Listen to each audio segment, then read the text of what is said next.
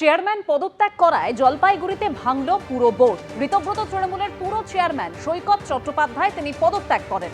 ঋতব্রত তৃণমূলে যেতেই পুরো চেয়ারম্যানের বিরুদ্ধে অনাস্থা আনেন 16 জন কাউন্সিলর।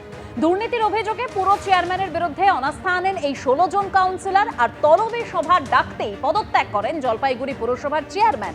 পদত্যাগের আগেই তাকে অপসারণ করা হয়। পাল্টা দাবি করা হয়েছে অনাস্থা প্রস্তাব আনা কাউন্সিলরদের তরফে।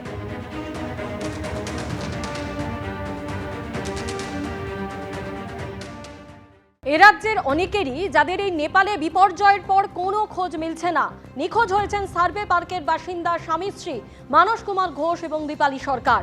মেয়ে থাকেন দিল্লিতে, পেশায় চিকিৎসক। দম্পতির সঙ্গে যোগাযোগ করতে না পেরে চিন্তায় তার মেয়ে ও প্রতিবেশীরা।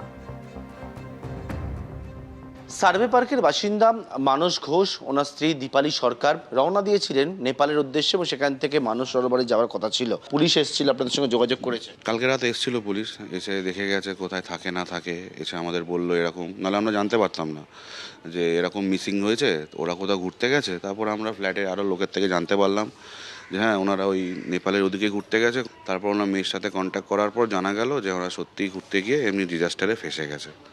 মেয়েও কন্ট্যাক্ট করতে পারছে না বাবা মাকে। মেয়েও দুদিন ধরে বাবা মার সাথে কন্ট্যাক্টলেস হয়ে পড়েছে। তো মেয়েও কন্ট্যাক্ট করতে পারছে না।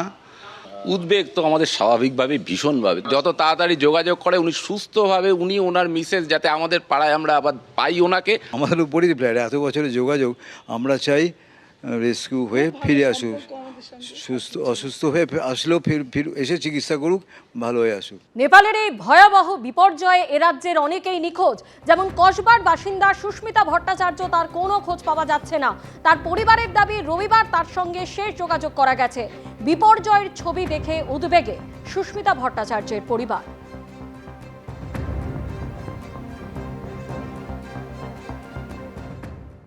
লাস্ট সানডে ফোনে কথা বলা গেছিলো, সেদিনকে নর্মালি ট্যুর চলছিল। উনি মেসেজ করেছিলেন সোমবার দিন যে পরের দিন কাঠমান্ডু থেকে ওনারা বেরোনোর কথা। কাঠমান্ডু থেকে বেরোনোর পর কাল থেকে আর কোনো কন্ট্যাক্ট করা যায়নি। তো ওনাদের কালকেরাদের পরশু থেকে, তো আগের দিন বললো যে নেপাল টিবেট বর্ডারে ওনারা পৌঁছেছিলেন, যেখানে থাকার ছিল। সেখান থেকে পরের দিন ইমিগ্রেশন করে টিবেটে ঢোকার কথা ছিল। তো সকাল 6:30টায় ওনারা গেস্ট হাউস থেকে বেরিয়ে গেছিলেন।